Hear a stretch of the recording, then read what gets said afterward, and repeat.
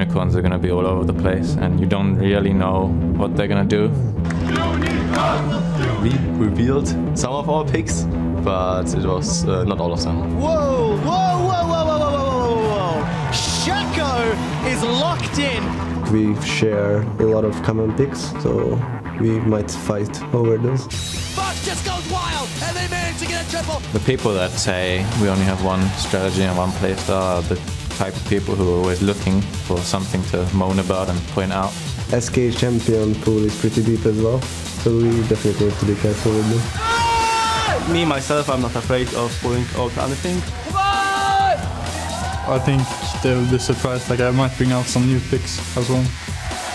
We want to win as much as we can and win as hard as we can. Finishing first would be really great for us. We are like one of the 3 teams that beat them, so I think we can really do it and we can go to the finals.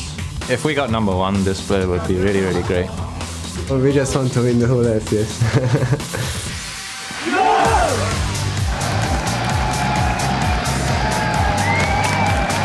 Welcome, ladies and gentlemen, to the European League Championship Series Spring Semi-Finals, broadcasting to you live from Berlin, Germany. The stage is set here for our last best of 5 before we pick up shop and head to Spain. And just moments ago, we saw the fans getting underway outside, hype for SK Gaming versus Unicorns of Love with their signs Unicorns of Love themselves. Starting in the building with their interesting picks in mind. I do hope we'll see a lot of that. And SK Gaming setting up on stage, making sure everything's working properly to get off those picks and win those games for them. And there, the fans in the stand can't wait to get the action underway. Hello, I'm Evie Schogsupporter, and joining me on the analyst desk today is coach for the Copenhagen Wolves and wannabe medical professional Carl Dentis-Cray, as well as his partner in crime and coach for Gambit Gaming, Jordan Leviathan Thwaites. Very good to have you gentlemen here once again, Dentis, and joined by Leviathan as well.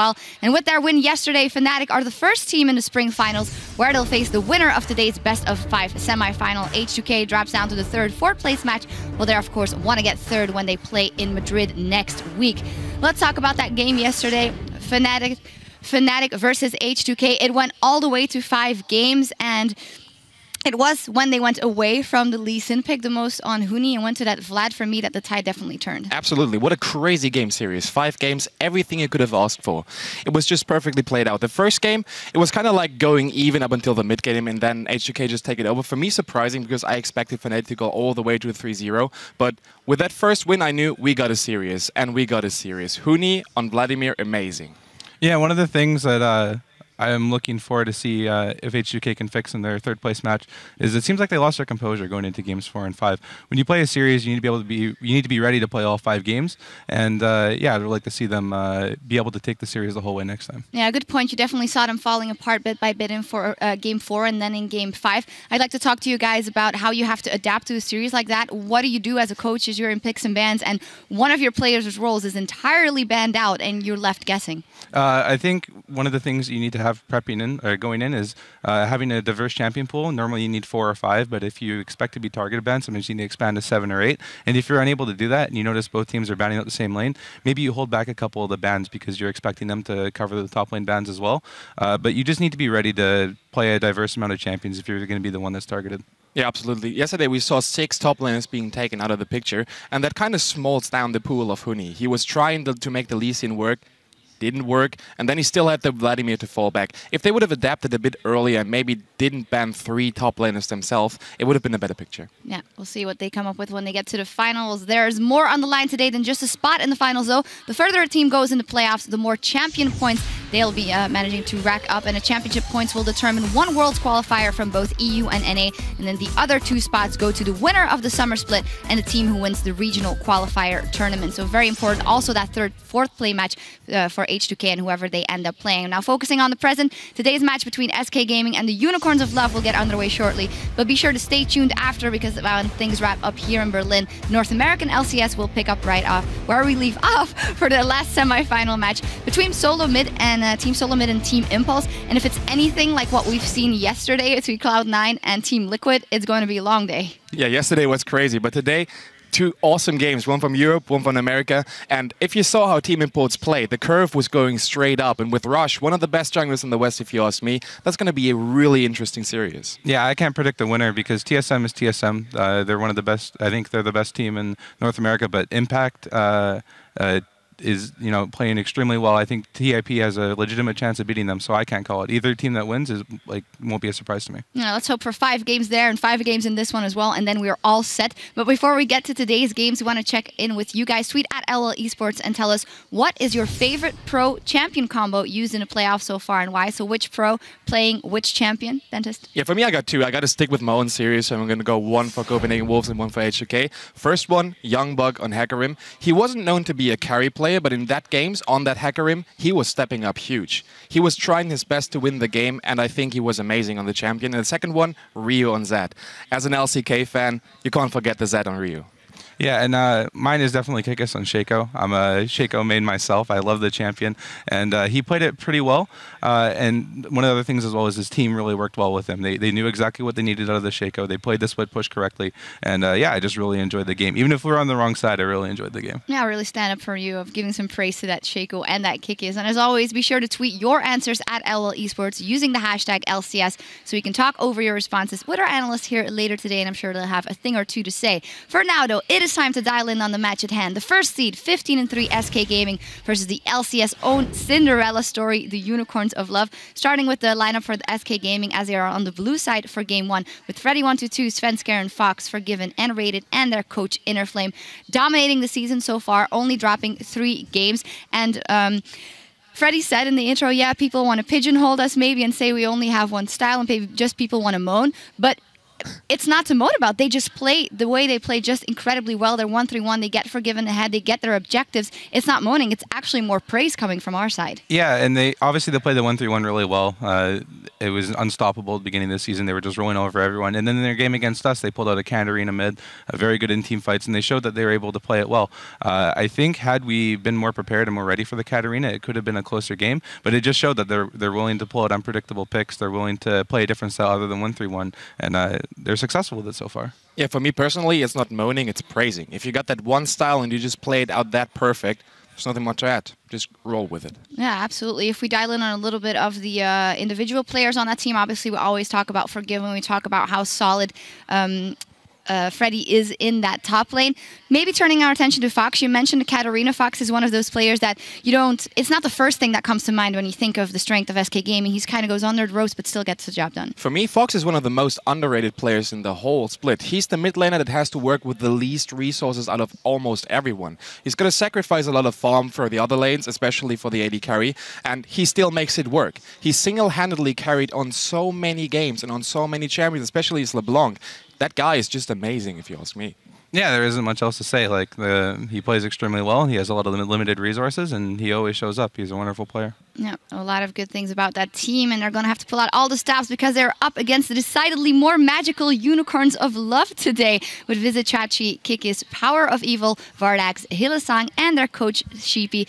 They played you guys last week well, and they gave a masterclass in adapting to a best of 5. Honestly, gave you guys a run for your money, and yeah, just kudos to them because that's the thing we praised coming into them. They can play off meta picks as we are joined by a Unicorn himself, and he made it work. Yeah, no, it's really difficult to play against Unicorns of Love because we spend the whole week scrimming against H2K, Copenhagen Wolves, and they play their champions, and we had a bit of success with the compositions we're running, but when they start playing things like Udyr and Shaco, you can just throw all the practice out the window.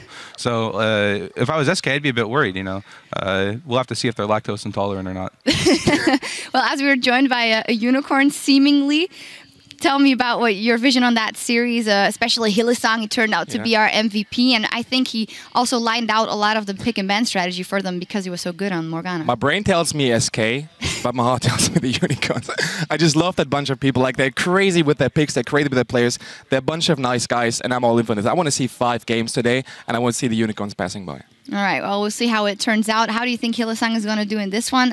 He never was the MVP in the weeks before, and then it seems like he's taking the pressure and going to a new level. Hylissang, for me, was the MVP last week because he was just amazing on Thresh. He was supposed to be a one-trick pony on the champion, then he showed up with a Morgana, just huge vision control, skill shots, just amazingly overall. And I don't think that SK is going to ban any one of those support champions, so he's going to get one of the 2, and then he's going to perform. Yeah, and I think like watching the VOD review in preparation for the series, his Annie play just added an extra dimension to their win conditions. Like his Annie play itself was a win condition, so we had to remove that, and then we just lose to his Morgana. And when he steps up like this during the playoffs, it just really shows the type of player he is. This guy is clutch. Yeah, and especially when you're mentioning the support player and you have to start out banning on his champions against a team like the Unicorns of Love, who obviously have bannable things in both the mid lane and the top lane and the jungle, although you can't really go for that. So what is your vision on like how the pick and bans will go? I would say that in a standard game, SK Gaming would almost always win against the Unicorns of Love, but it's going to be so important if they try and predict what they will pick or ban out. It's not the route to go for SK Gaming. Yes. You can go ahead. Yeah, two things you can do. Either you can ban the Shaco and the Udyr right away from the get-go in game 1 just to deny that, but I wouldn't do that myself because there's a lot of other Gouda prepared. So if you ban those two, he's coming up with something crazy, Vega jungle or something like that. So you can't really ban them out. The picks and bans in this game, if you're SK, it's going to be tough. You can take out the Shaco, you can take out the Syndra maybe for Power of Evil, but you can also just ban out one lane or just ban meta picks. I don't know. Like if I would be the coach, I didn't know what to do.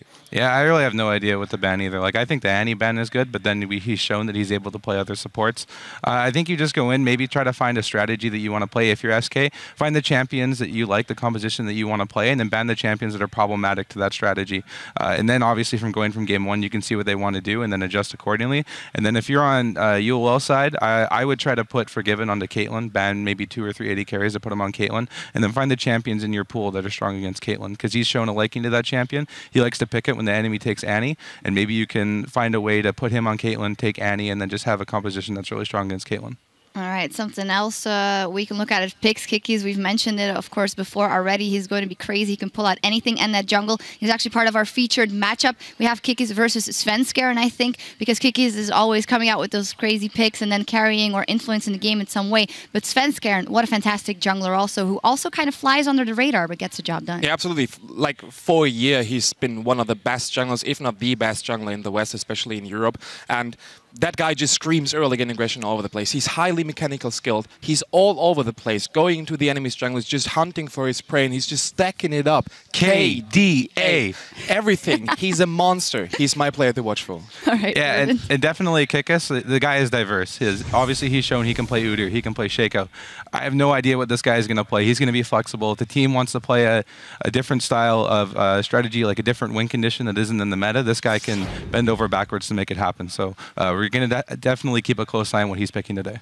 All right, foregoing maybe picks and bans and the crazy things, is maybe SK Gaming so strong in what they do and the way they play the game that in the end it doesn't matter what the Unicorns of Love pick? No, I don't think that. I don't think that at all. Like, Unicorns is a team that can adapt in the series. We saw that against Gambit. And Unicorns also a team that's going to come up with some crazy stuff. And if you're SK and just playing your game down, you can definitely throw them over. And if not Unicorns, who else? Yeah, and having experience playing against Unicorns, they make you play your style. Like, we had compositions, we wanted to play them a certain way. They didn't care. They forced skirmishes. We had to skirmish with them. And if they're able to, find through their studies and exploit in SK's gaming style, I'm sure that they'll be successful. It's either going to be SK playing their strategy and making it happen, or ULL is going to find that cheese pick, that cheese composition, and they're going to make SK play their style. Mm-hmm. What about the mental aspect of coming into this game? Obviously, the Unicorns of Love, they're riled in a little bit in the playoffs. They played that quarterfinal. They went all the way to 4 games, and they made that work. SK Gaming, they've had 2 weeks to kind of scope everything out. So how will that have influenced both teams? I don't think that it will influence them at all. Like, just by talking to the Unicorns, they're just all calm, relaxed guys. And they are realistic about what their chances are today. They are prepared. They have a lot of self-esteem, and they're going to try to make it work. I don't think that has any influence on it. If any, they have more practice because they practice against Gambit. Yeah, no, I think the extra week of playing is going to be helpful. The edge SK has is they've been able to sit back and watch all of the regions. They've been able to see, TP Smite start to evolve. And when you're practicing for a quarterfinal match, the last couple days you can't really innovate. But I can assume that they've had enough time to practice, find the compositions they want, and they could pull out some crazy stuff here. Yeah, pull out some crazy stuff as well. Let's hope so. Before we head to the caster desk for picks and bans, we're going to hop on stage where Pyrotechnics is standing by to talk strategy with the minds behind these squads. Thank you very much, Shox. I am, of course, joined by the Unicorns of Love, Sheepy, and SK's Inner Flame. First of all, gentlemen, thank you for joining us. Good to be here. It's good to be here too. Thank you once again. So, guys, I want to get right into this one. Sheepy, I feel like they said it best on the analyst desk. This is a Cinderella story of a team. You guys came up through the promotion tournament, and now you have made it into the semifinals. You are one series away from going to the final match in Madrid. What does this mean for you as a team? It's really, really important for us. We've been through all the struggle, and it was never like an easy road.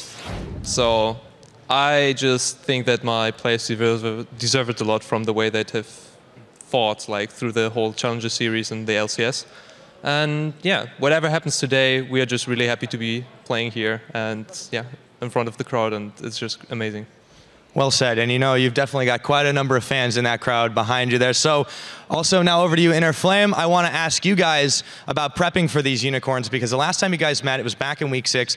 The Unicorns did beat you guys, and how do you think since then you've taken a look at the way that they've played the game, the way that they've changed, and how you're preparing for them? So like the reason we lost last time was generally because we were in like a pretty big slump. But I'm not like discrediting them, but I think like it contributed as well, like heavily. I think we're ready for whatever they can throw at us today. I think if they like choose something abstract, then they allow us to play what we want, and I don't think anyone wants to do that. Leviathan called it Gouda. Maybe it'll be a different variety of cheese this time around. Sheepy, how about SK Gaming? You guys played them back in week 6. You managed to get the best of them. How do you think they've changed as a team since then? Admittedly, you know, there was a slump, but now things have definitely changed. They've ended out on the top. How do you prepare for that?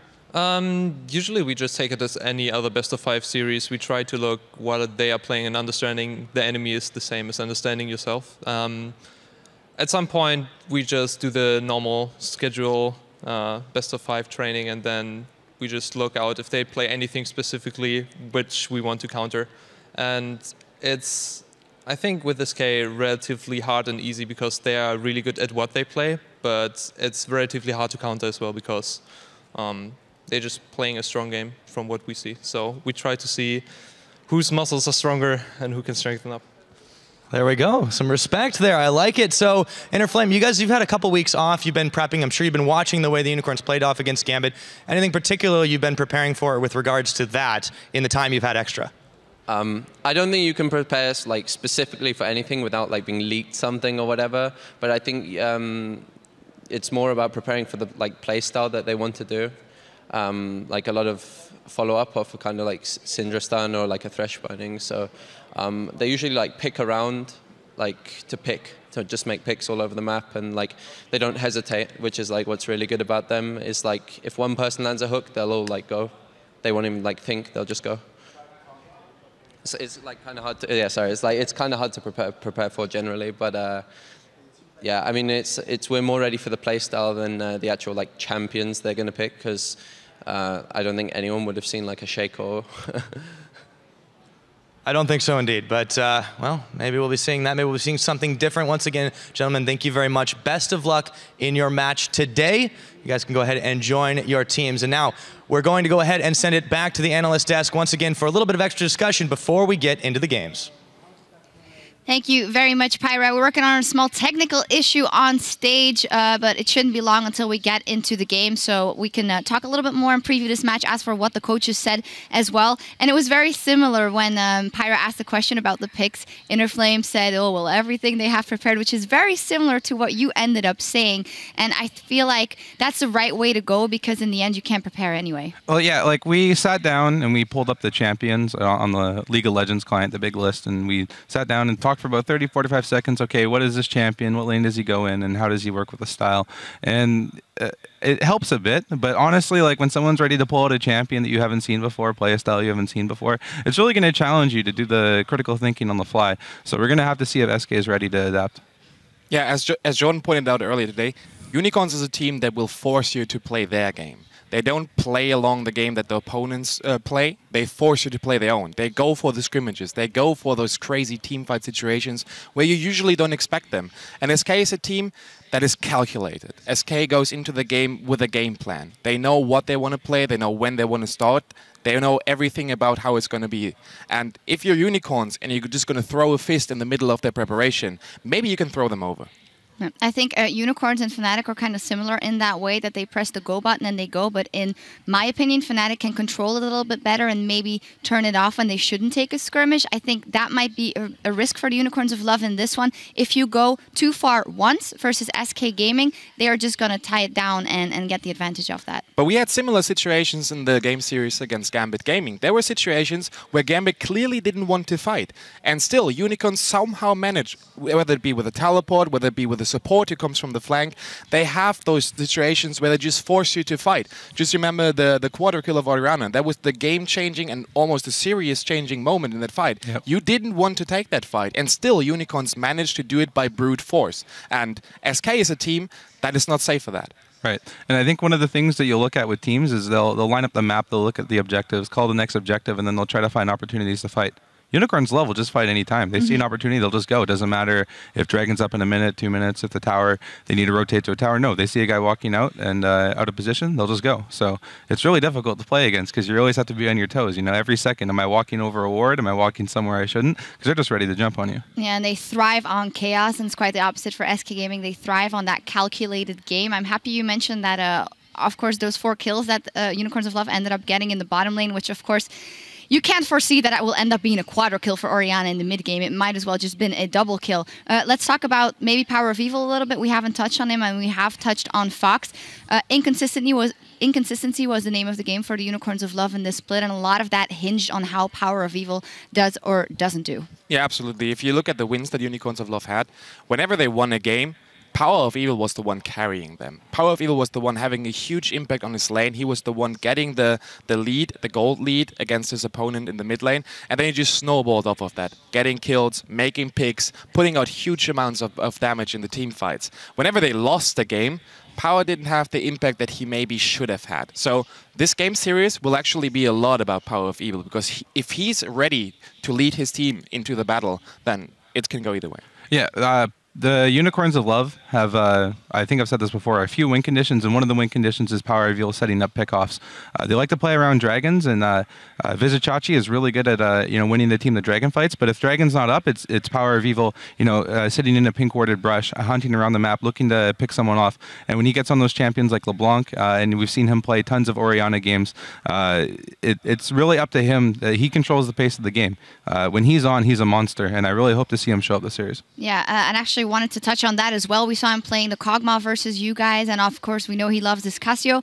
I still love to see Power of Evil on champions like a Syndra, like a LeBlanc, and just go in and go ham immediately. Why do you think he strayed away from that a couple of times? And as you say, he wants to control the game, but for a team as Unicorns, I don't think you should try and bank on going late game with an Orianna or a Kog'Maw, because your style is to get fights early. The Orianna makes sense, and even the Kog'Maw in a slight regard. We played a lot of them in scrimmages, and they had games where they made the Kog'Maw mid work. But in the series against Gambit, and whenever they played it in LCS, it just didn't have the impact that you want to have from your mid laner, especially if it's a carry mid laner like Power of Evil. Today, I want to see him on that Cassiopeia if it's open. I want to see him on that Syndra if it's open. He's got the skills, he's got the mechanics to do it, he's got the knowledge to do it, and he just has to show it. Orianna, on the other hand, it's a damage control champion, but still a strong one for him. Yeah, and I think it's just like the Kog'Maw and those styles of champions, and them just diversifying their play styles. I think it's smart, because if you end up in a spot where your pickoffs aren't working, your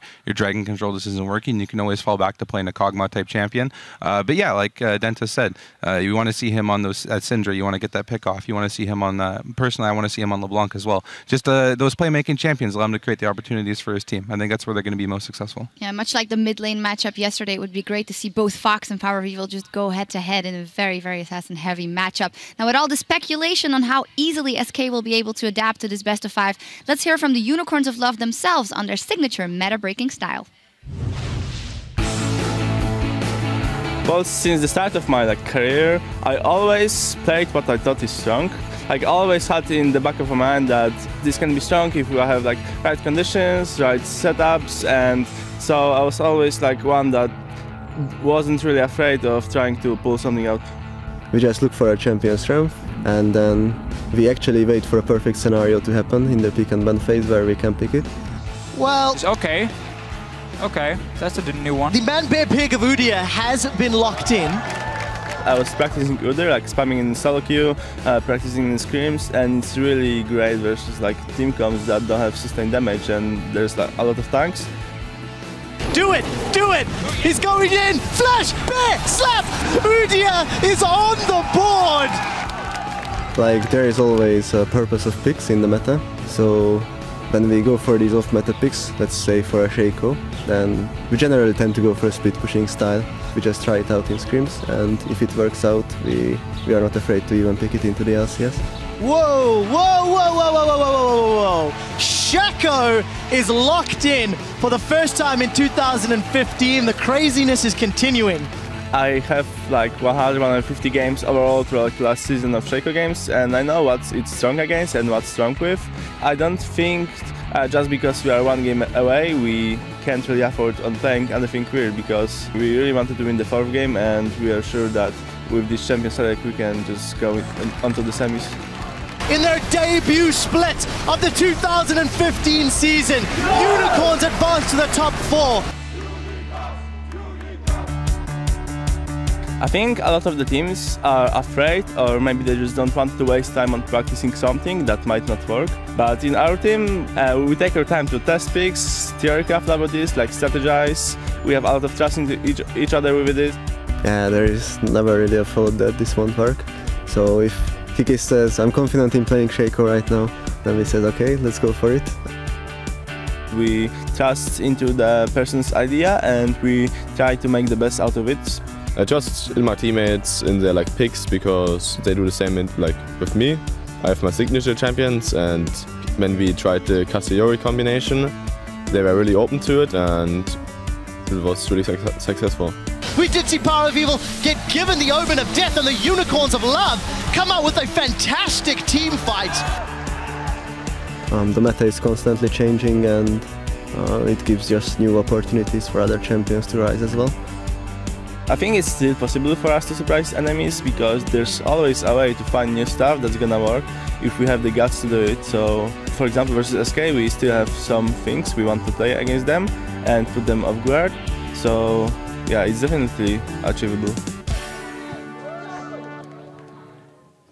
Hello, ladies and gentlemen. I am Trevor Quickshot Henry here with Martin DeFiscio Lunga. We are moments away from jumping into SK Gaming versus Unicorns of Love. We apologize about that technical delay. We're about to kick off this best of 5 picks and bans. We have no idea what to expect. No, I mean, when Unicorns play, they can pull out everything. However, I do think we're going to see some changes compared to the Gambit game, where they ran these very slow scaling mid laners for Power of Evil. They can't do the same against SK Gaming. You need a strong mid laner here. I want to see Syndra, LeBlanc, so on from Power of Evil. And I want to see Kikis as well. Have a jungler that can fight against Svensson in the early stages. Otherwise, you simply lose that mid lane. Svensson gets to invade on you, and the entire thing just falls apart from the Unicorns of Love. So they have to change the fairly slow early game. We want to see some different champions from Power of Evil. Well, we will see what Power of Evil and the rest of the Unicorns decide to lock in. This is, of course, the second semi-final. Teams are playing for a spot against Fnatic for a top of the table finish in the spring split. Syndra off the table from Power of Evil. Hecarim take away from Chachi, and Graves from Forgiven. Wasn't expecting a double 80 carry ban personally. Well, it's been one of the strategies teams have used against SK Gaming. It's not because Forgiven can't play other 80 carries. It's because SK Gaming as a team has kind of struggled when they didn't have this lane bully for Forgiven, where he can be super strong in the early to mid game. What Unicorns are trying to do here is push him on that Caitlyn, where yes, he's going to have a fantastic early game, but his mid game is going to lack quite a lot of damage, and that's where the Unicorns can try and fight them. Meanwhile, I like the Syndra ban from SK. We just talked about how Power of Evil has to be able to play these early game mid laners. That was one of them. That's another one. So Lulu taken as the final ban, removing Enrated's champion pool, considering SK banned out Annie as well. Unicorns of Love going to be sticking themselves to the IEM theory of how to beat SK Gaming. Cassiopeia locked in for Fox again to deny Power of Evil. All of the junglers in the world are available. All of the top lane tanks are available. And there's a number of options for both of these teams going forward. I mean, we have seen Maokai a few times from Vizicsacsi, but he's also a top laner who likes to pull out new things. The Smite teleport meta has now come to the top lane, and I'm sure he has certain champions prepared for it. Shyvana would be open in that situation. Otherwise, Morgana here for Hylissang, which was such a fantastic pick. obviously coming in from the Unicorns, and the Gragas, which we saw H2K play all 5 games yesterday in the jungle for Kikis. So not a strong duelist in the early game, but just fantastic in the team fights later on from this Gragas here, and all the CC you bring to your team. Well, Hylissang earned himself that MVP of the quarterfinals thanks to his Dark Bindings early on. He's going to have a difficult task against Nami. Well, maybe not. Black Shields will be quite easy against Bubbles. Keep in mind, in rated 5-0 on this Nami and Freddy signature tank top lane. So here's the thing about the Nami Morgana matchup. Morgana's Black Shield is about 22 seconds, if I remember 100% correctly, at rank 1. Bubble from Nami is 13 seconds. So you can bubble, force the Black Shield, and then you have a gap now of close to 10 seconds where you can bubble again, and there's no response from the Morgana pick. This also opens up for Caitlyn for Forgiven, which is one of the strongest 2v2 lanes you can get, forcing the Unicorns of Love into a lane swap. And then I have to keep that in mind with the next few picks. You cannot lock in a Poppy and then be forced into a lane swap. So this Sion makes a lot of sense in that case because he's so good in a 1v2 situation. Well, we'll find out if Unicorns lock it in, and they do. Sion top lane Jinx for the AD carry and leaving themselves the option to counter pick that mid lane. Forgiven has run Caitlyn traditionally in the LCS, ran Tristana a couple of times as well when his Graves and Lucian were taken off the table. He does lock in the Tristana as a secondary option. SK got a lot of scaling here. They do, and it's another combo they have run before where they have Nami just to offer some early aggression in the laning phase where Tristana is very weak after her changes here. Obviously lost quite a lot of early damage, but still, with some scaling, she becomes still very strong, and she's fantastic at pushing down towers. And as you mentioned yourself, SK Gaming here, from mid lane, top lane, and AD carry, we're talking late game monsters in big team fights. And that's one of the changes we've seen from SK in the last week of the LCS. It's no longer just about 1-3-1 split pushing. This is way more team fight focused. They played Katarina in week 9 and they did the same. Yes, they were pushing early on to get that lead. Once they had it, they went in towards the mid lane and started team fighting as a unit around dragons, around buffs in the jungle. They're looking to do the same here once they scale up. So SK Gaming got the team fight. Deficio off air, we were talking about Kog'Maw in the middle lane. You said you didn't like it because Unicorns did not have a strong laning presence. Power of Evil has said to Svenskeren, I dare you to invade my jungle with that mid lane pick. The reason I'm a little bit worried about this pick is because when they played it against Gambit, they fell behind in every single early game. What they did so well, however, was punish Gambit for making some very obvious mistakes, which allowed them to get to the late game point, or at least to the level 11 point for Power of Evil, where he's gonna hit his massive power spike. What he's doing is always going tier into Luden's Echo. You hit level 11, you bind Elixir, you get a blue buff, and you just group with him and you just start sieging down. That happened, or could happen, because Gambit made mistakes early game that gave Unicorns of Love enough gold to hit that point and be strong enough. SK Gaming is a team who's shown multiple times, if you give them an early lead, they don't make the same mistakes. They don't allow you to get back in the game like Gambit did against the Unicorns. That's why I'm a little bit concerned. But because there's a Cassiopeia which is good in the laning phase, we're not talking LeBlanc who's going to one-shot you in that situation there. So I want to see what they're going to do, though. Well, there's your team comps, guys. Hit us up for the first time today at LOL Esports. Hashtag SKWin if you are behind the #1 team from the regular split, or hashtag UOLWin if you think the pink power ponies will pop SK's bubble. And we are not seeing any of those unique picks straight out of the gates. We've had a lot of discussion between Dentist, Leviathan, and all the other casters off air about whether or not you pull out the Shaco, the Udyr in game 1, or whether you save it for later in the day. UOL have got a non-standard EU team composition. We don't see that AP Cog middle often at all. Only from them, Only honestly. from UOL. And they played it, as we talked about in the quarterfinals, against Gambit quite a few times. Same setup with also the Jinx. And again, the whole objective here is don't really do anything before you hit level 11 for Power of Evil. You get rank 2 of your ulti, you get that Luden's Echo, and you start sieging up. All he has to do is land 2 ultis on one target, and that target is forced away from the tower, opens up for the Jinx to come in now and just melt these towers here in a matter of seconds. That's the whole goal here for the Unicorns of Love. And they're also trying to match SK Gaming in terms of late game scaling. If you look at them, 2 big tanks in the top lane, you got scaling mid laners, you got scaling AD carries. We might not be in for a very explosive early game, but once we start hitting the mid game, mid to late, that's where you're going to see the 2 teams start shining. One of them is going to be fantastic in all-in team fights. from SK Gaming's side. Unicorns is more about fast pushing and poking from distance. Well, we'll see if Unicorns can hold off long enough for their scaling comp to switch on. They did make a number of mistakes against Gambit in the quarterfinal, and SK will punish them in a similar fashion. They will, for sure. And we're going to see, because Tristana was locked in and not the Caitlyn, Unicorns of Love are okay taking the 2-2 lane. As we mentioned, Tristana is not the strongest in the early stages. You need to get that BF sword so you get some damage on your E, the explosive shot, which now, of course, scales with attack damage for her.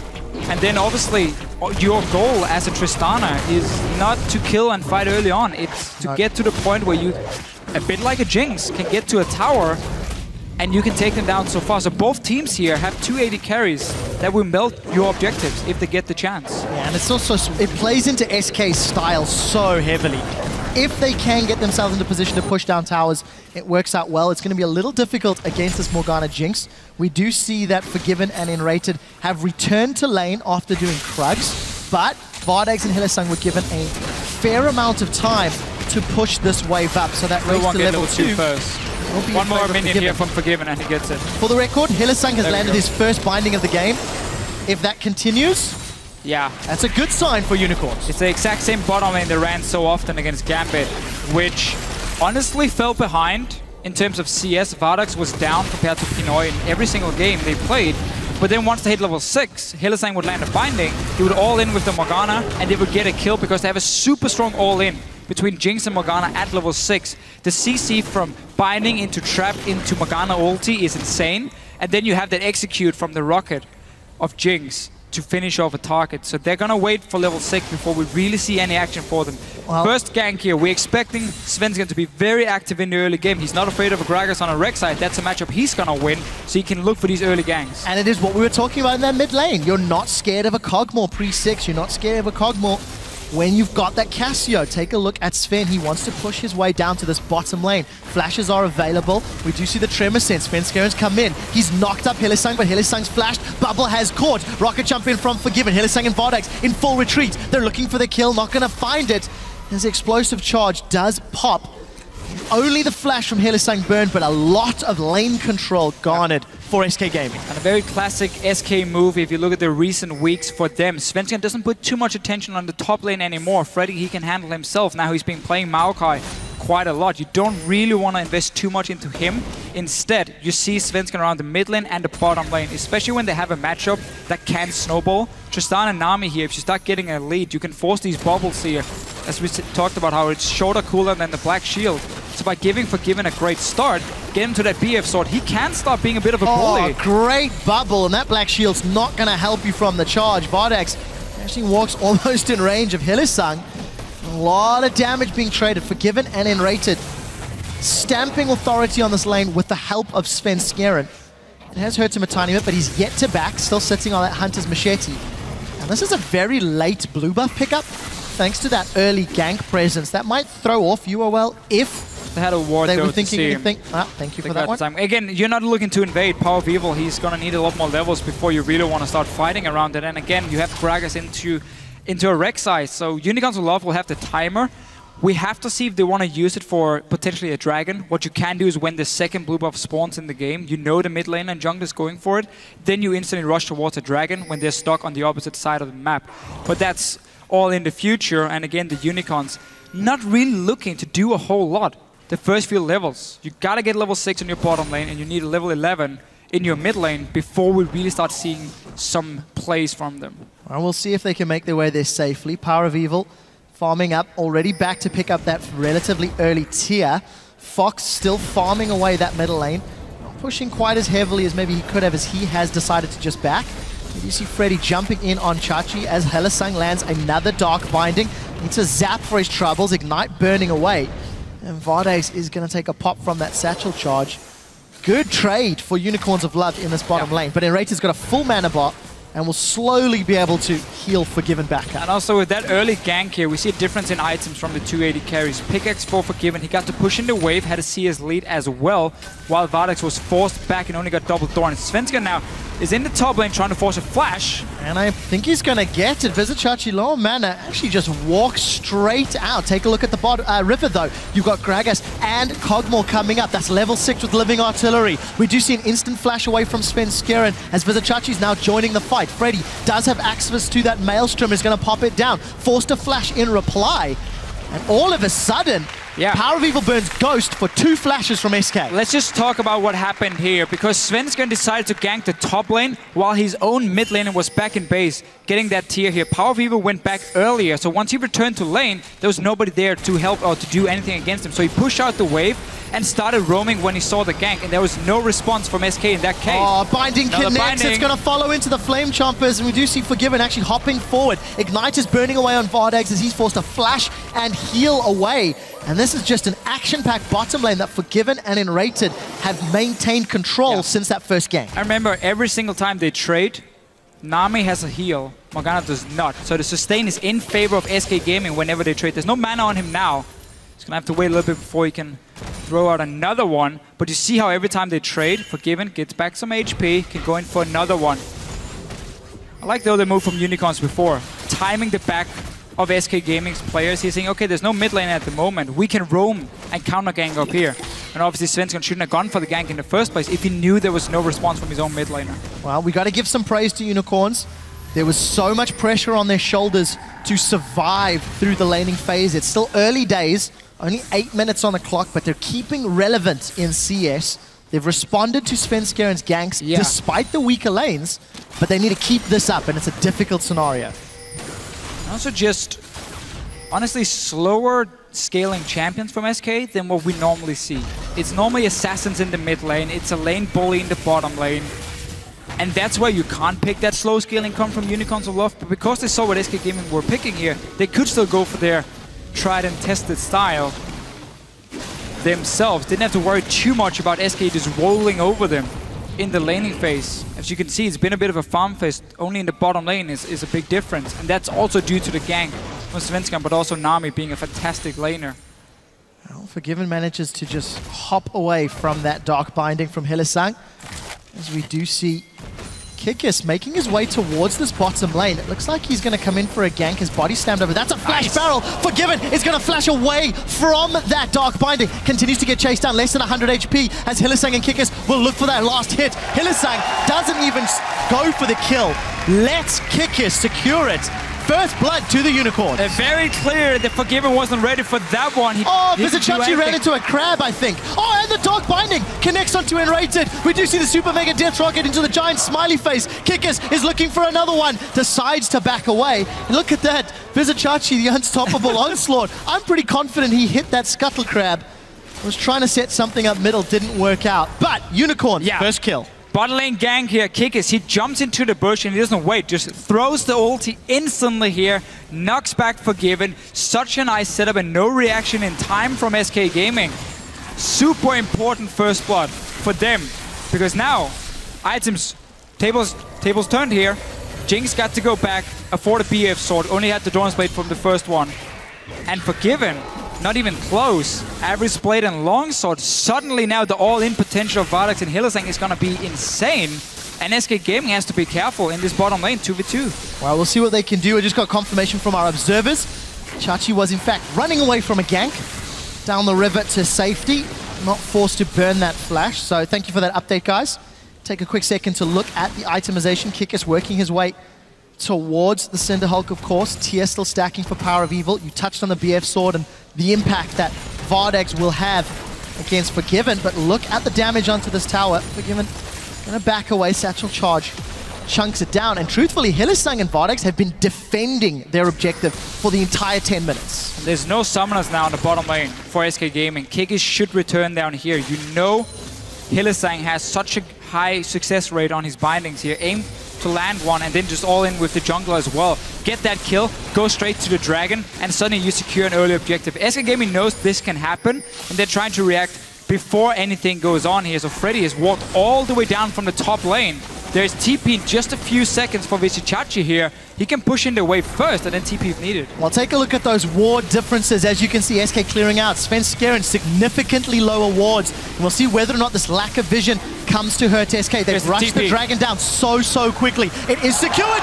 by Kikis. He throws in the barrel of the smite and picks up Dragon number 1. Oh, he failed flashes. He face plants and Chachi drops him down with the help of Power of Evil. Now SK are scattering to the wind. Unicorns of Love are trying to grab control of this series. Freddy is going to get chopped down by the Lumberjack and the rest of the Unicorns as Svenskeren and Forgiven are trying to back away. 3 kills, a Dragon and 1,000 gold. This is exactly what the ponies wanted.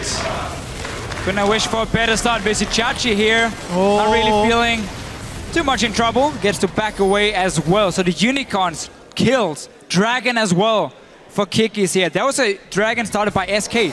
Freddy walked all the way from the top lane down just to take that Dragon here and back away before Unicorns could pull off any ganks that could then lead to a potential objective after.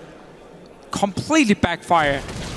Kills for Vardax, kills for Power of Evil. That's the important one here. Wait for that Luden's Echo. Wait for his rank 2 ulti. And then you're going to see Unicorn start grouping and really be annoying. So let's see it again. Ulti in. And he gets it for himself. Sadly for SK, some missed flashes as well. Heartbreaking. And then you get a Sign ulti in your face. Well, you're not going to miss when you throw it down from that close. Still a lot of damage onto Unicorns, you can't deny that.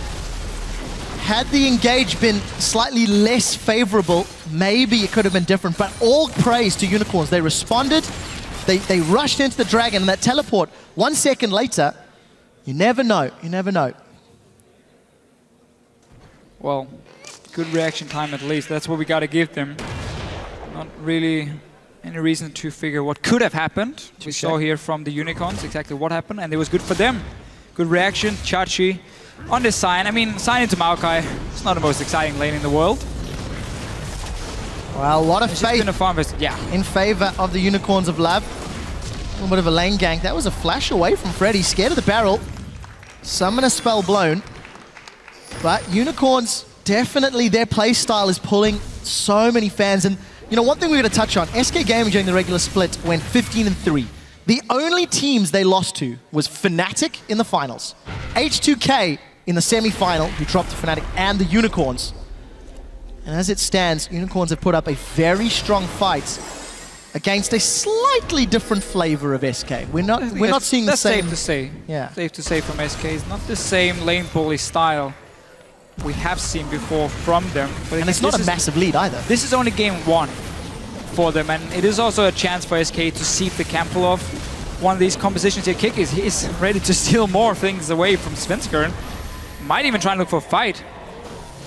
Well, Dark Binding does not connect. Svenskeren still trying to sniff around.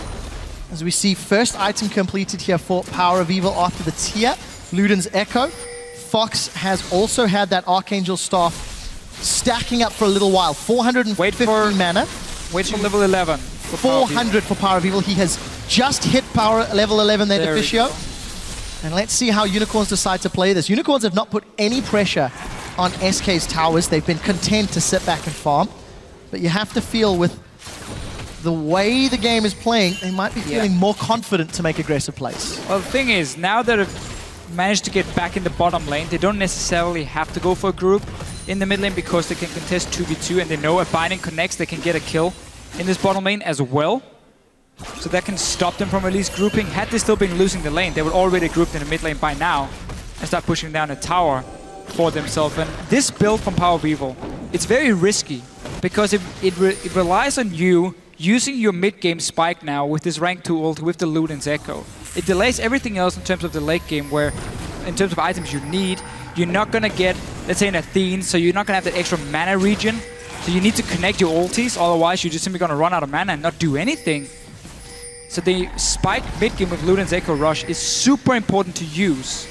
Otherwise you fall off compared to, let's say, tier into Athenes, into Seraphim's Brace, and so on. Well, let's find out how this jungle interaction goes. Kikis and Svenskeren trading damage is relatively even thus far, but Kikis was forced to use that explosive charge, pop down the barrel, and actually is able to just waddle his way out. So he does get out safely, but blue buff will be secured. Kickers had actually been sniffing around for a little while on that objective. Equally as important on Fox's Cassio. However, of course, Cassio's going to get that extra cooldown spam. Like this ward here, you can TP to it if you manage to connect the binding from Chachi. There's one on Enrated. There's the TP. Here comes Vizicsacsi. Enrated throws down the tidal wave, but it's not going to be enough. No support yet from Vizicsacsi. This turns it into a 3-on-2. Freddy is in the back line, but here comes Svenskeren. No available support from the rest of the Unicorns. 3-on-3 as they trade kills back and forth. The fadeaway rocket secures a kill as now Chachi and Vardags are trying to chop down Svenskeren and Freddy. It ends up being a 1-for-2 trade, and Freddy's still sticking around.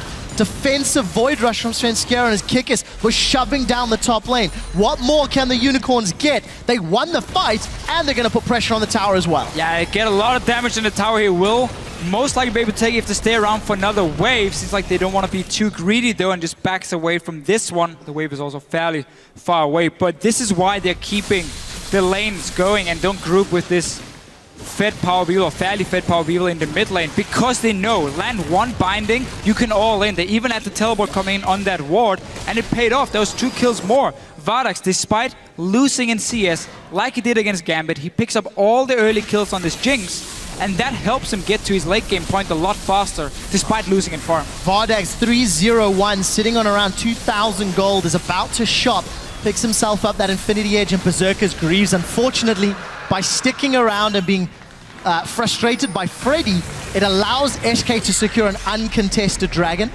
You could see that Vardags and Vizicsacsi were trying to back. They didn't get their opportunity, and Svenskeren instantly kills that ward. So here's a replay of the fight. Notice the TP timing. As soon as the binding has been thrown by Hylissang, he communicates to Vizicsacsi saying, I'm gonna land it, TP now. So it comes in even before it connects, and that's 100% kill even without the TP. But then you stay around for the fight. They respect the fact that Freddy can teleport down as well. Meanwhile, look down at you, Pip.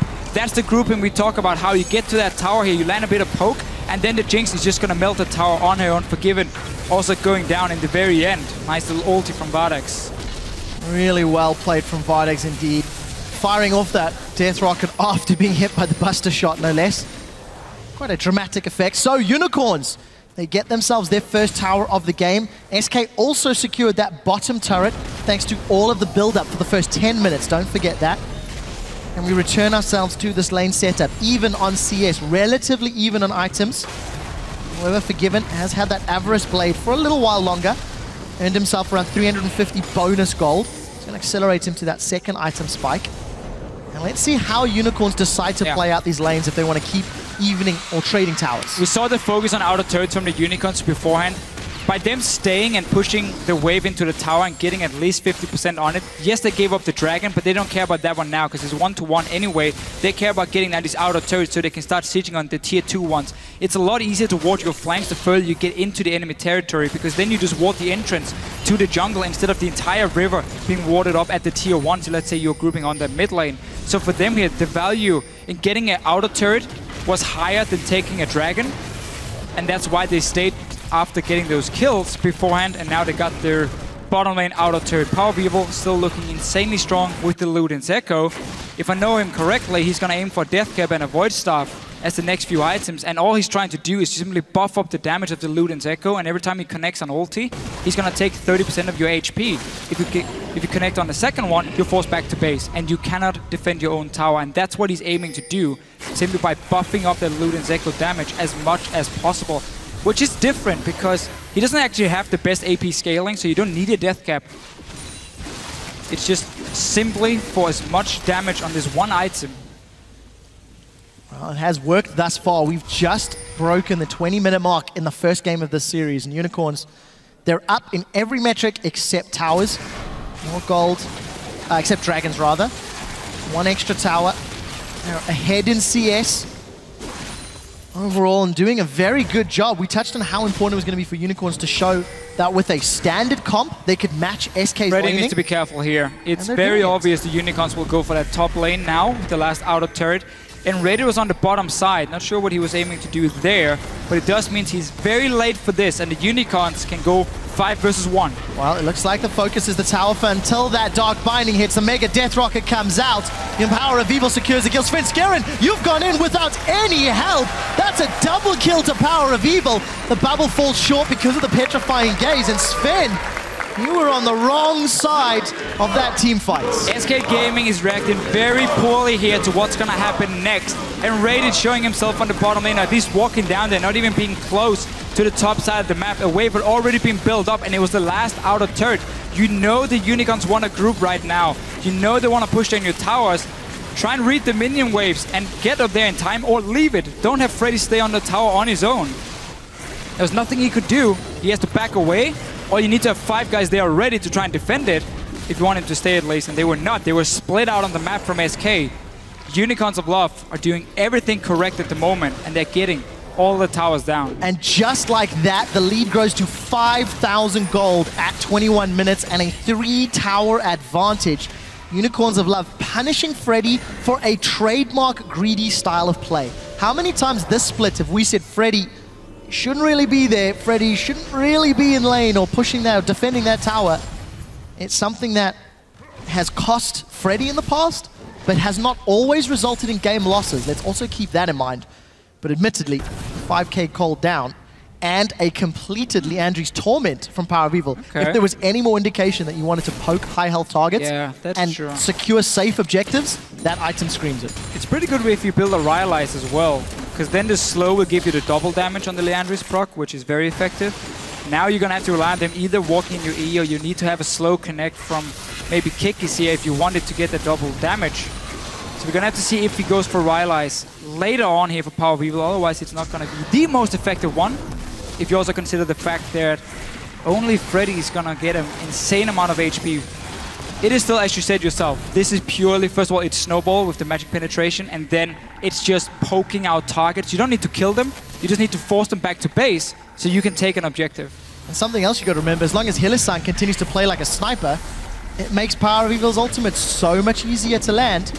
Take a look at this. Aggressive play into Svenskeren. The charge goes backwards. Sven forced to tunnel to safety. The Death Rocket gets interrupted as Fox throws down the Petrifying Gaze. Now Unicorns are split. This could be bad for them. Kikis is zoning away 3 members of SK in the background. Hylissang has gone down. Boom! Here comes Chachi. He curves the bullet, spins around a corner, and is now taking up 3. Pops the shield to pop Svenskeren. Here comes Power of Evil. He's low on mana, but blue buff is ticking away. Visit Chachi, roars of the Slayer, and he's going to slam down the Decimating Smash. Not quickly enough as Power of Evil secures the kill. It is a 3 for 2, but a slightly risky fight from the Unicorns of Love. A little bit being caught in the jungle. I think it's safe to say SK Gaming were ready for that one.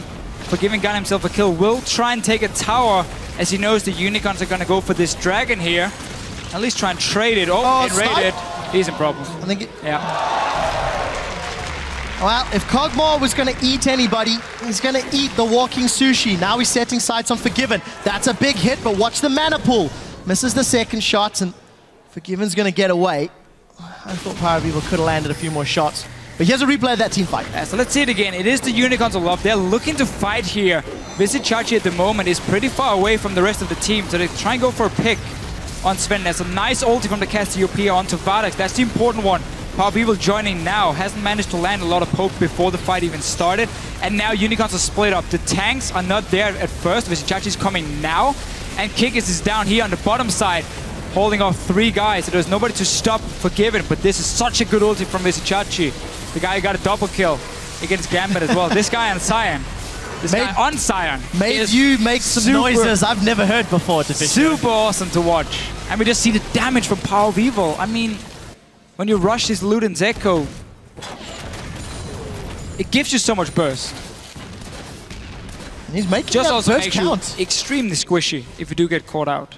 Well, luckily for Unicorns, he's not been caught yet. 6-0-1. Vardags on Jinx, 3-0-5. Phantom Dancer completed. Tanks are getting tankier and DPS is getting more DPS here. As Unicorns of Love maintain that 5,000 gold lead. The inner turret is available and the minion wave is about to conga line down. TP is available for both top laners. You can see Freddy is starting to back, but this tower is not going to be long for this world. Vardags is melting it. And SK have opted to forgo. And if we look at SK Gaming here, how are they going to start a fight against such a long-range poke machine that Power of Evil is at the moment? They only have either Flash Engage from a Maokai, but oh, wait, there's a Black Shield. That's going to stop that engage from happening. Then you're going to need some TP in behind and maybe a Flash in from the Cassiopeia to break a potential Black Shield and get an engage. Otherwise, there's no way for you to start a fight. And SK banned Annie, not Morgana, against Hylissang. And now this Morgana is stopping you from ever getting to Power of Evil and Vardags in the back line. Look at the damage. It's just poking away. Power of Evil is hitting 2 out of every 3 of those living artilleries. Forgiven was low. Freddy ate a binding. Rated took some poke, but they did not get the inhibitor turret. Unicorns need to push out their side lanes and maybe set their sights on the bottom inner, as it's the last one remaining before knocking on those inhibitor steps. One more level for Power of Evil. And he reaches the final form of I'm going to be annoying and spit you in the face. Implying that it hasn't been already? Well, even more. Even more, okay. And you cannot engage because your only form is a Maokai jumping in onto a Black Shield, which is never going to work. Then you need Svenskeren to have a tunnel behind the Unicorn so he can jump to and then like get in from the flank. That could maybe be a way for SK, but they got to find a way of getting both Svenskeren and Freddy in at the same time on 2 different targets. Let's see what happens here. See, Chachi's down. This is not going to end well. Chachi's in between 5. He will get taken out, but here comes a passive of Sion. Power of Evil hammering away with the artillery from the backline. They're going to trade top laners shortly. The Death Rocket secures the kill. Chachi for Freddy. What is more valuable? Kikis is about to get access to that cask. He's not going to get in range to use it, though.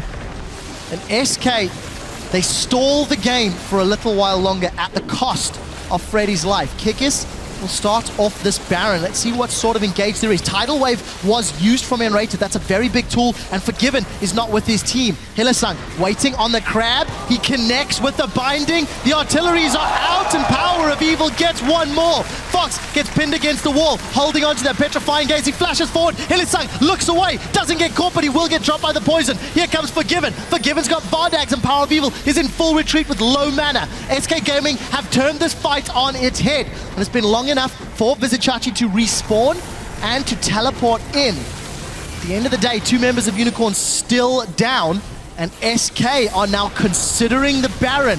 There's no mana. There's no mana for poke from Power of Evil. But Vizicsacsi is around. Full HP Sion. Low health Kikis. Here comes Sion. He misses this time around. Flashes forward. The smash doesn't really connect, but the Roar will slow a few on the retreat. Kikis is still very tanky. 1000 HP is being melted away. Buster Shot plus Explosive may not be enough, and it's not. Now Power of Evil's flashing away. Somebody get me an oxygen tank. Decimating Smash gets charged up, and Chachi is retreating away. The fight of the ages. And Baron still left untouched. The rocket from downtown, no, that one went wide. Went wide. We saw here for Power of Evil, this is why some players like their Athene's build, because then you can have these long fights, still get some mana back. He was completely out of mana, only sending 1 ulti, I believe, for the last half a minute here when they were fighting back and forth. But SK Gaming felt like they had to do something. Trying to force a Baron fight is a way of maybe splitting up Unicorns, maybe surprised him a little bit. Ended up, we can say it backfired, but then again it would have been the same if Unicorns had grouped on a tower, which is what they want to do. Unicorns don't need to start a Baron here. Go 5, go down to a tower, play that game. You don't need to risk putting your carries in a Baron pit where SK can get to them. I, for one, think that was quite a smart play from SK, despite the fact that it was sloppy and drawn out. Baron was not taken by either team.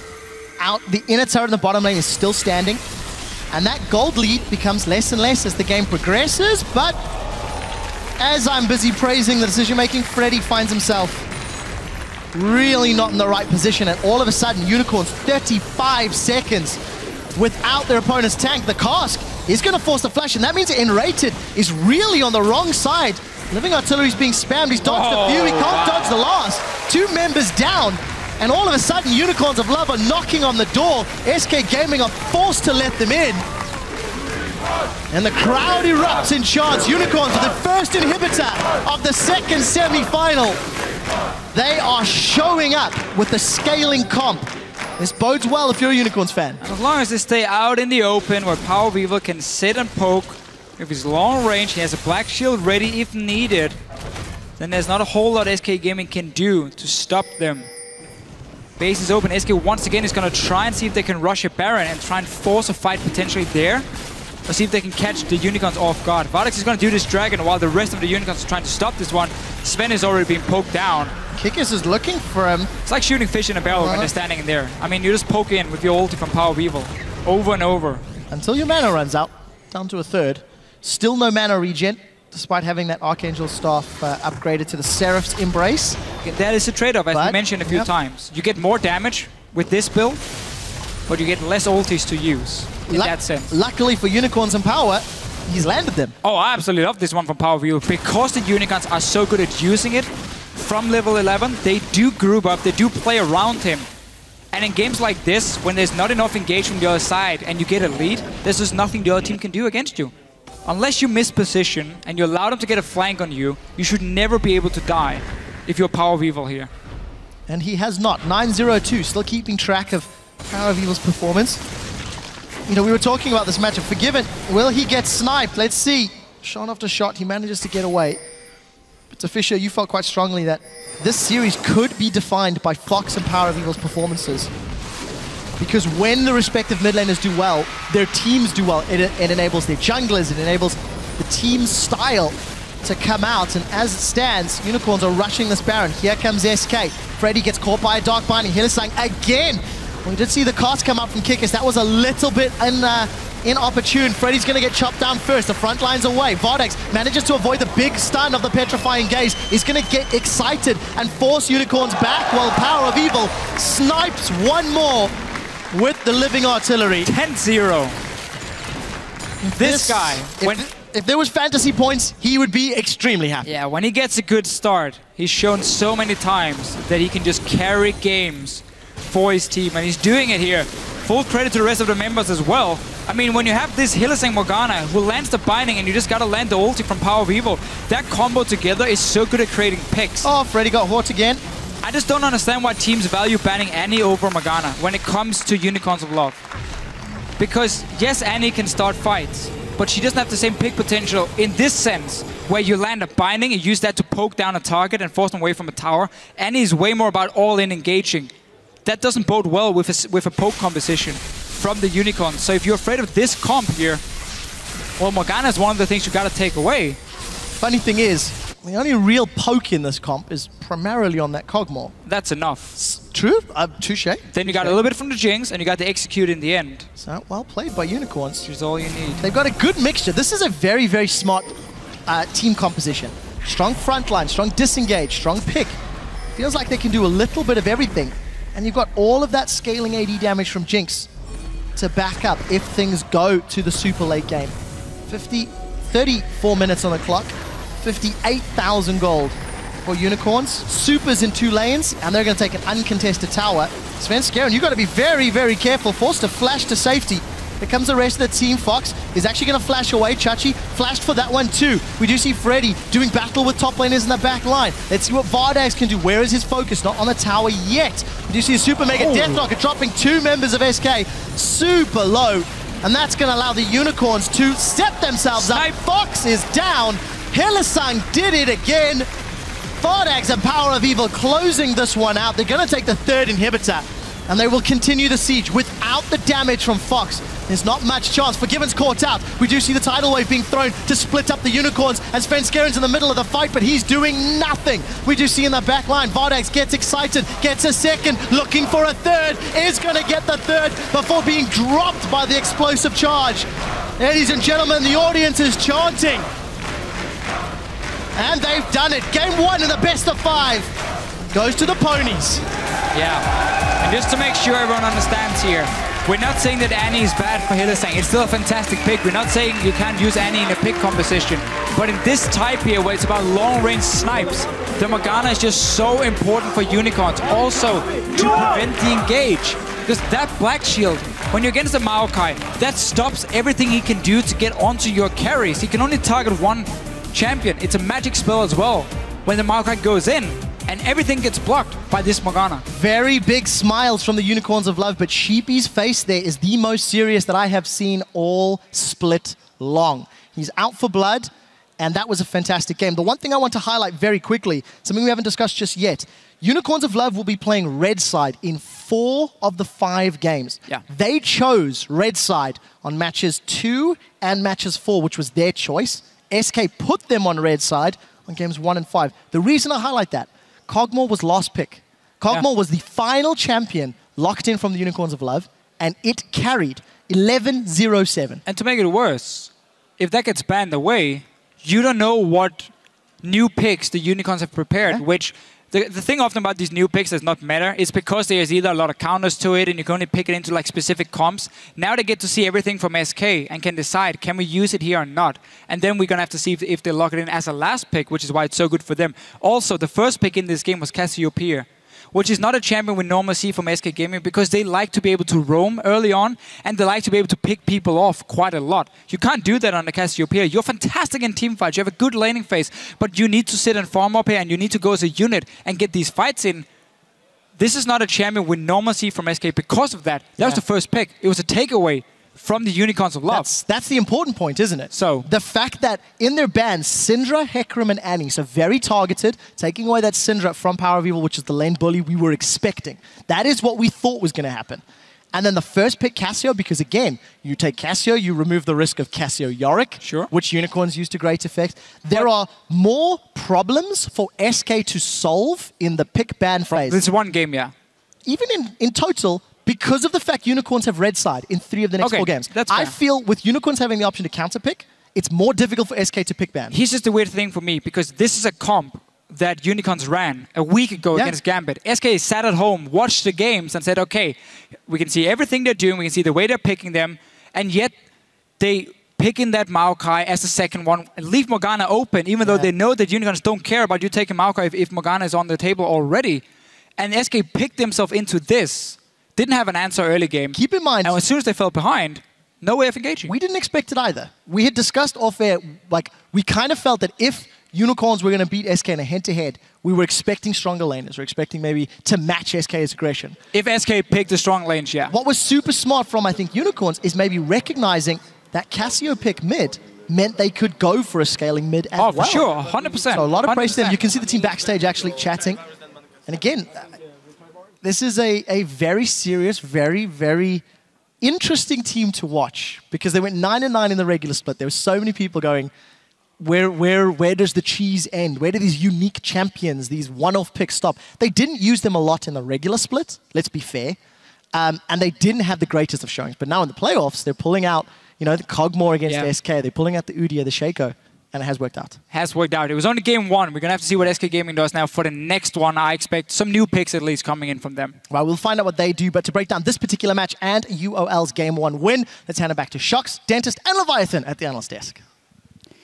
Thank you so much, Trevor. Wow, what a game 1 from the Unicorns of Love. Unlike the series, how they started it versus you guys in game 1, where they went standard and they lost really hard. This time, they went standard and they won incredibly hard. Let's talk a little bit about the team comps from both sides and also get a graphic to well exemplify that. The first lock in Cassiopeia for SK Gaming, throwing down the gauntlet in a very late game-oriented comp. Absolutely. The Cassiopeia with a pick away from Power of Evil. Power of Evil is one of the 2 known Cassiopeia players in the European LCS. So it was on paper a good move to take away from him, but this scaling mid laner opened up, just like the Fisher said, the Kog'Maw as a last pick. Kog'Maw doesn't work in a team composition where you're facing an assassin, because the assassin can just go in on you. It's similar to when you play Kog'Maw as an AD carry.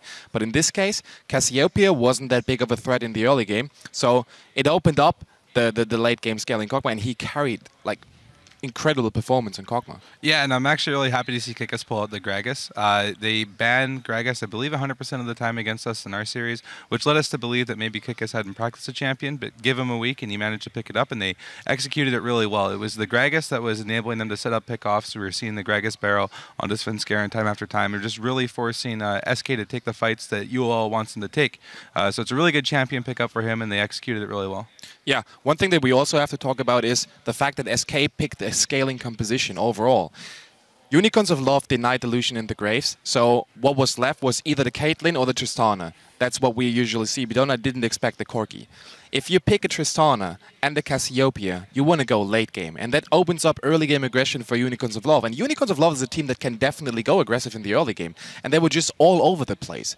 Gragas making plays, getting that first blood with a beautiful play. It was just exactly what they had to do. Yeah.